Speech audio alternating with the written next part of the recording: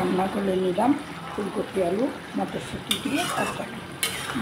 ববিকাল mummy চ্যানেলে সবাইকে স্বাগতম।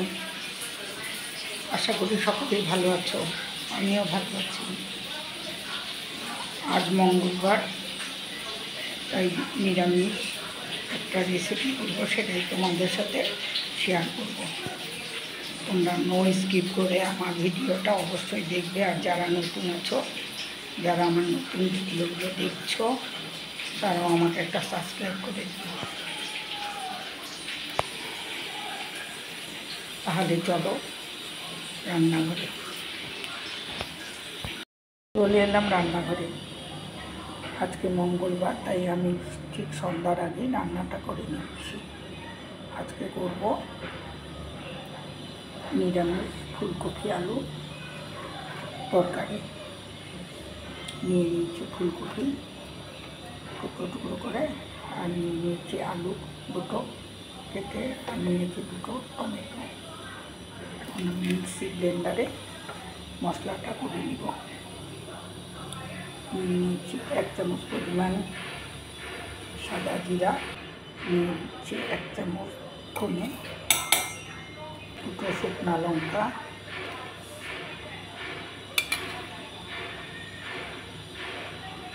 দুটো পাকা লঙ্কা, আর 4টে কাঁচা লঙ্কা, 1 ইঞ্চি পরিমাণে আদা টুকরো করে নিয়েছি।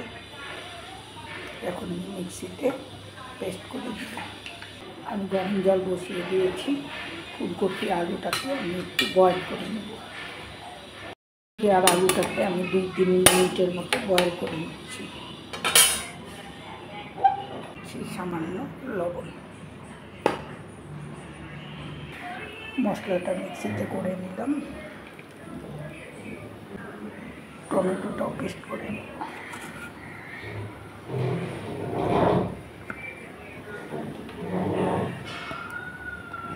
4 মিনিটের মতো আমি কপি আলুটাকে বয়েল করে নিলাম। ফুলকপি আলুর জন্য মটরশুঁটিও ভিজিয়ে রেখেছিলাম, নিয়ে নিয়েছি মটরশুঁটি। দিয়ে দিলাম সরষের তেল।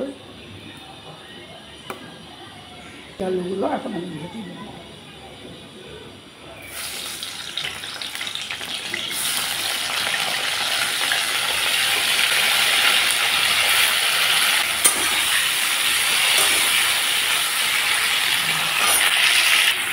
দিয়ে দিচ্ছি সামান্য পরিমাণ হলুদ আর সামান্য নুন। এখন আমি লাল লাল করে ভেজে নেব।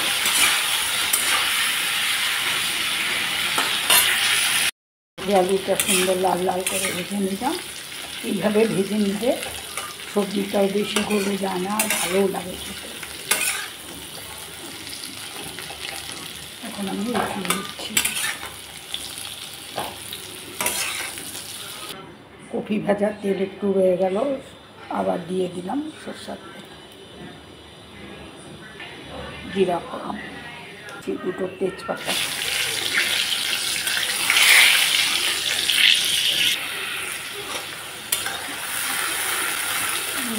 পেস্ট করা মশলা, তেজপাতা, জিরা ফোড়ন,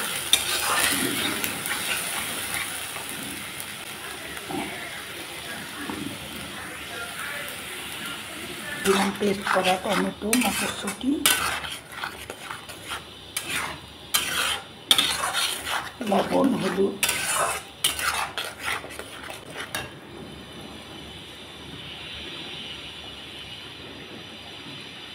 এখন আমি ভালো করে কষিয়ে নেব।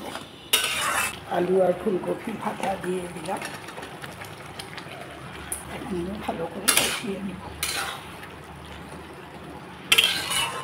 এর মতো ঢেকে দিচ্ছি। 2 মিনিট পর ঢাকনা খুলে দিলাম।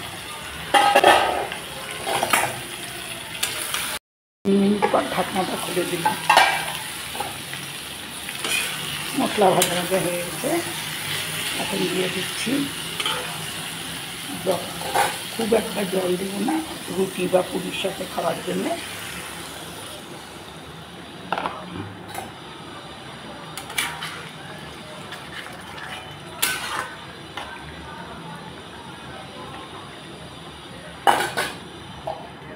মিনিটের জন্য জন্য আবার ঢেকে দেবো। 2 মিনিট পর ঢাকনা খুলে দিলাম। এই যে আলু সিদ্ধ হয়ে গেছে, তাহলে এখন আমি তরকারিটা নামিয়ে দেবো। দেওয়ার আগে আমি একটু ধনে পাতা কুচি দিয়ে দেবো।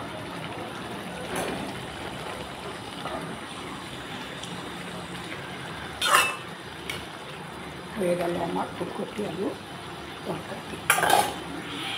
রান্নাটা যদি তোমাদের ভালো লেগে থাকে অবশ্যই একটা লাইক কমেন্ট শেয়ার করে দিও।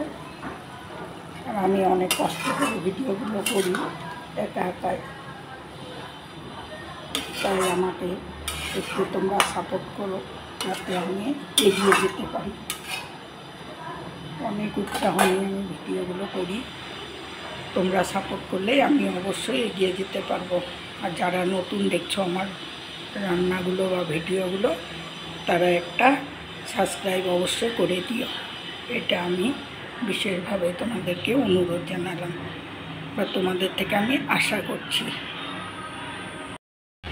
তাহলে আজ রাখি, আবার নতুন ভিডিও নিয়ে দেখা হবে।